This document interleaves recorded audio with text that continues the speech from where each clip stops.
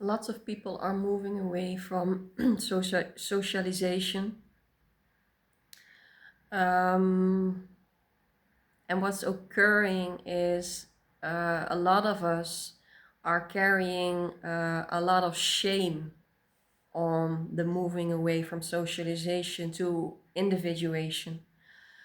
Um, there is a lot of energetic debris on people who move this way by, of course, society, surroundings, saying it is asocial, it is avoiding, whatever, avoidant. Um, it's a, yeah, it is, it, it's not natural to do so. Um, you are not in the right state of mind. There is a lot of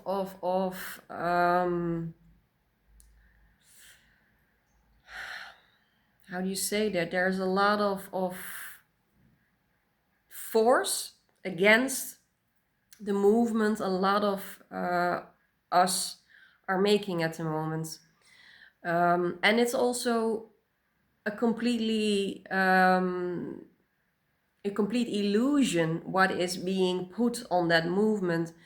um, it's not being, you're not being asocial when you decide to take a look around and see that socialization has become so toxic, so out of, it has always been like that, but let's keep it to where we are at right now. So out of sync, so not in touch with essence, with a higher state of consciousness anymore. So socialization is becoming, and it's not becoming, it's already been for very long time, very unhealthy.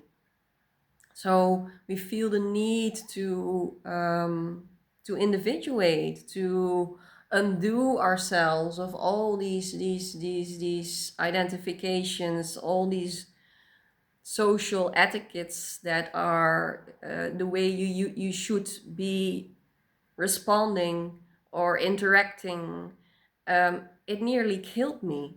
It really did. It was so toxic for me. It was standing so far away from my true essence. And I looked around me and I saw all the people just perpetuating this, in my eyes, very toxic behavior. And I needed to choose me. I needed to individuate. I needed to retract and come back to my original state of being, my original state of who am I outside of socialization.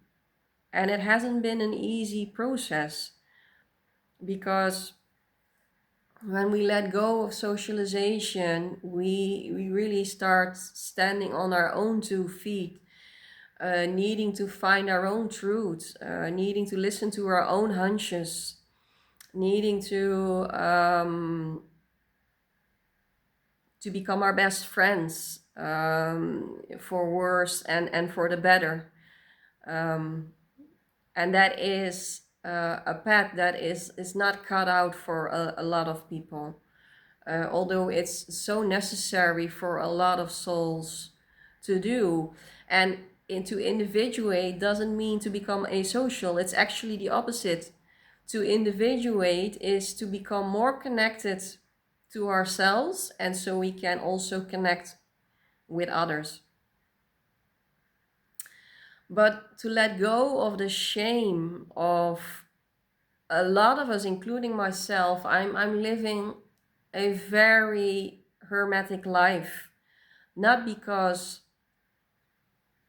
I choose to, not because I feel I don't want to interact with people. It's because I simply don't feel an authenticity and connectedness with the people around me. And for a part also, I still feel I'm getting more and more to the core of my true self. And that is more words to me than being accepted by the whole.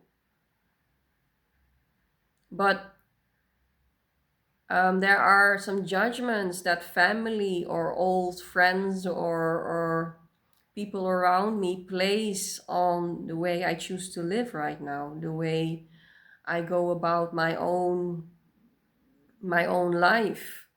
Um, I see people, of course, when I go outside, and sometimes I have a talk with my neighbor, or I have a talk with the cashier in the supermarket who I'm paying my groceries to.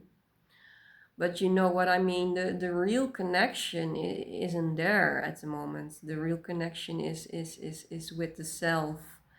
Um, and I feel it's very important to address this topic because a lot of people are in this boat right now. Um, and that's why sometimes reaching out to like-minded souls who are also in this individuation process can be so helpful, and giving you the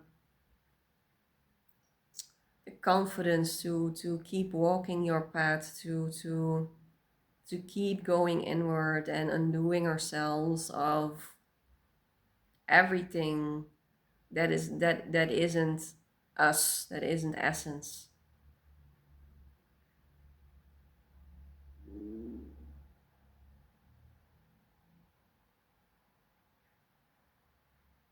And I also cannot predict if this movement will ever go outward again. That is also something I wouldn't call it wrestling with, because I'm in acceptance with myself and the life that I live, and enjoy the simplistic things of life. Going out for a walk, cooking for myself, being in silence.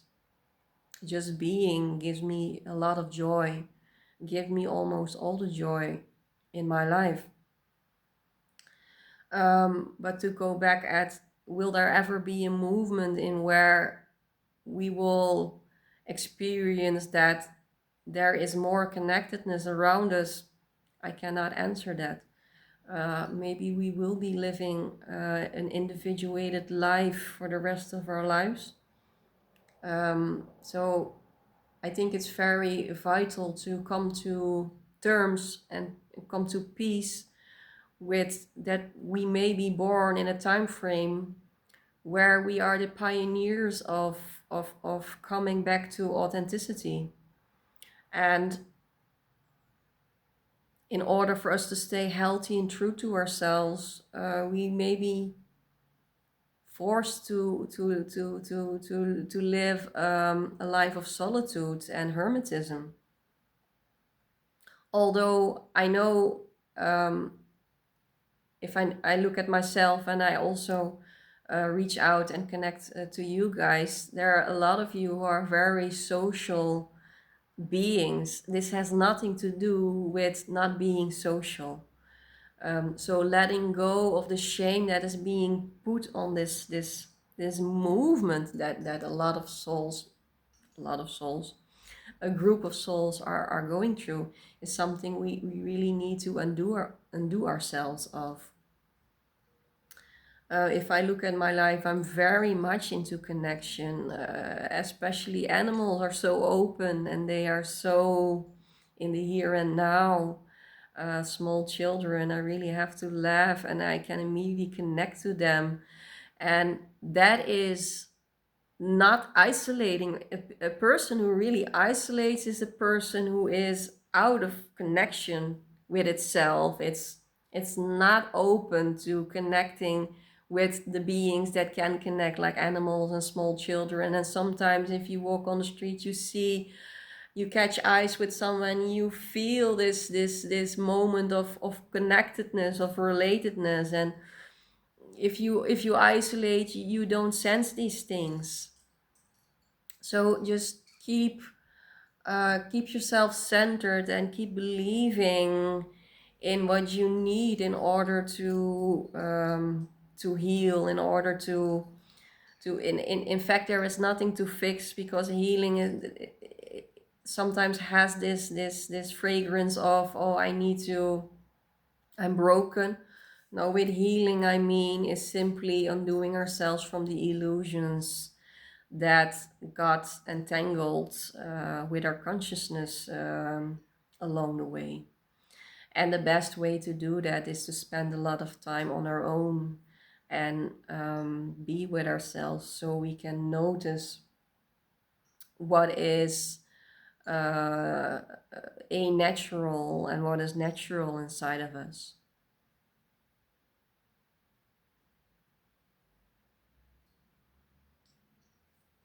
Much love.